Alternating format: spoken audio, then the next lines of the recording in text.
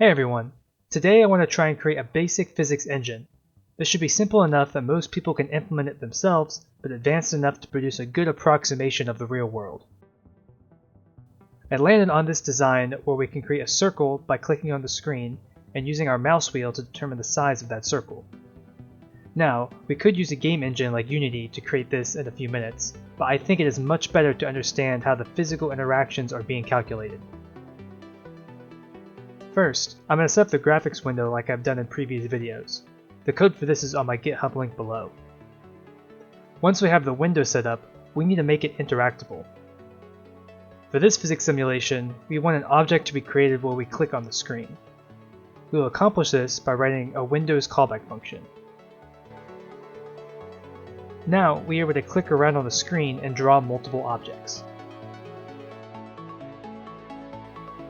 Our next step is to give these objects gravity. We need to loop through every object and update the position of it based on the velocity. And then, we will change the velocity of the objects based on gravity.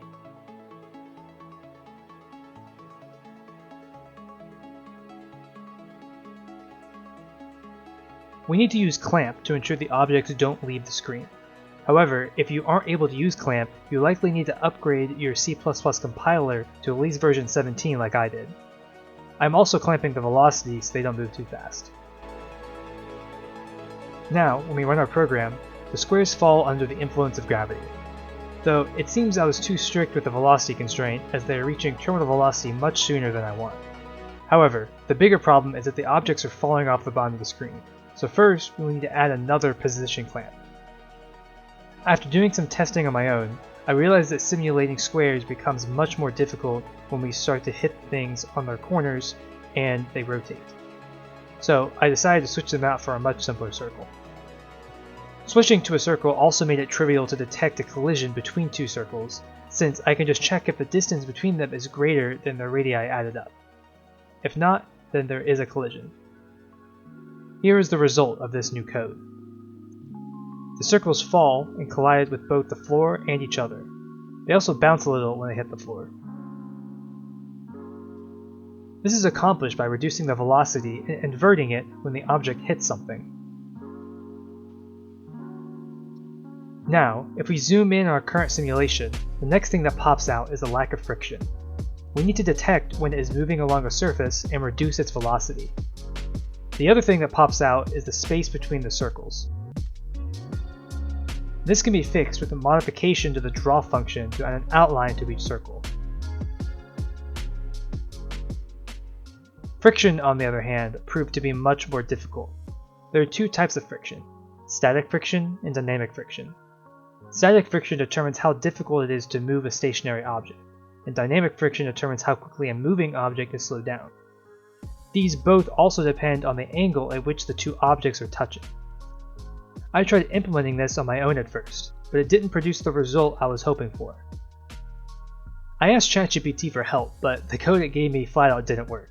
However, it did have some good ideas about how to utilize the normal force, so it ended up helping me simulate friction correctly. Here is the result that I landed on. Now, the objects slide and slow down off each other correctly. They also bounce off each other and provide a force that pushes other objects. However, when I start to fill up the simulation with objects, they start to jitter in place. My first thought was to add an energy dampening effect, so these objects would lose energy after each collision. This did end up helping, but the jitter was still present. I discovered that we are checking the collisions between two objects incorrectly. What's happening is, we are checking and resolving the collision between the two objects, but before moving, we are then doing it again from the other object's perspective. We can fix this by refactoring the code and moving it to our main game loop. We will start by translating the code as is by creating a nested for loop after we update the position for all the objects.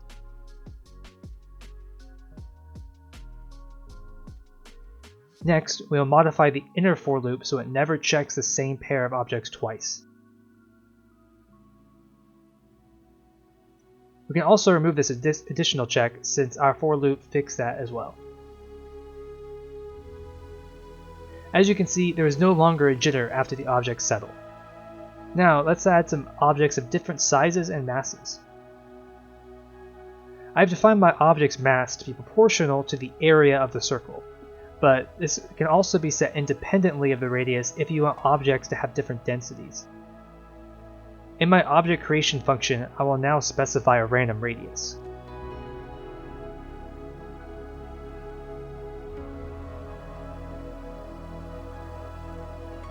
When we add in objects of varying sizes, the jitter returns.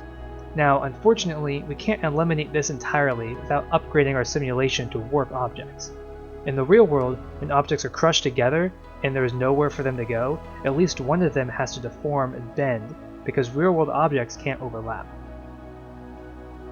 One way I found to reduce this is by removing our code that sets the velocity to 0 when it is small in our resolve collision function.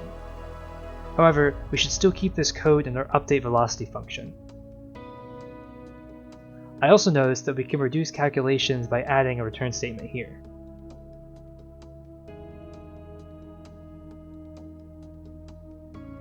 If you have played around with this a bit, you'll notice we can resize and move around our window, which causes the objects to move around. They adjust correctly to the new size of the window, but they don't update as we are moving the window, so let's fix that. Now we need to separate our physics logic so that we can call it while we are resizing our window.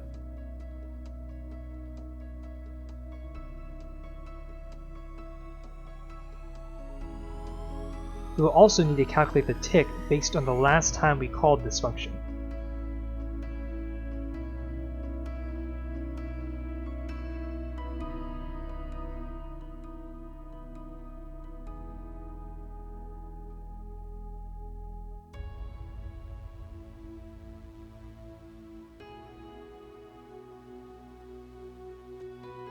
Next, we will execute this physics function when we resize the window.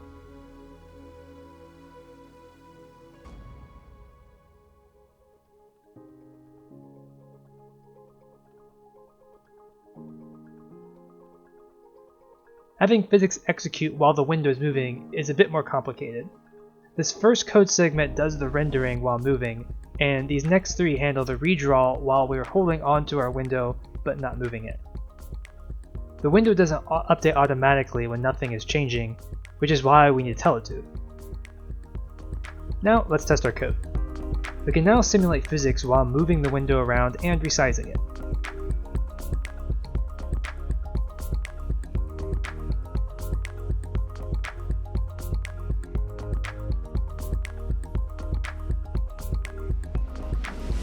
We can now create objects and have them simulate physical interactions.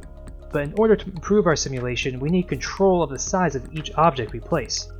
We will do this by having our mouse wheel set the size of the object before we place it. First, we will add a global object which will hold our held object. We create this object in the same function we did before, but we don't add it to the list until we let go of the mouse.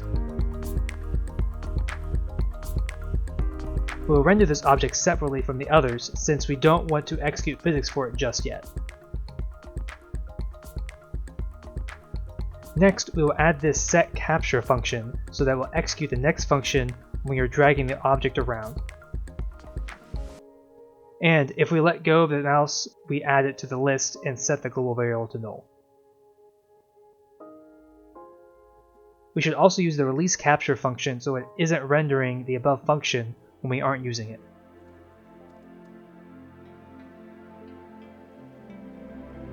We can now hold the mouse button and see where we are placing the object before it is placed.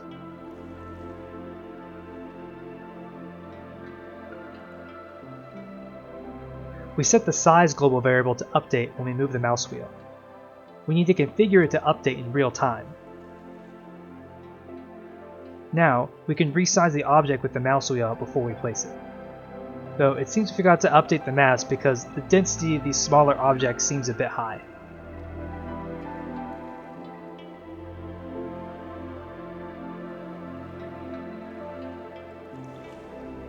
The mass needs to be updated every time we update the radius. We also need to add a null check here to prevent the program from crashing.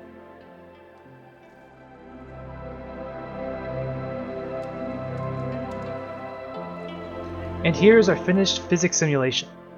Hope you enjoyed this video and that it wasn't too difficult to follow along with all the physics calculations. Let me know if you enjoyed this style of video where we focus more on the final output than the code that goes into it. Anyway, see you all next time.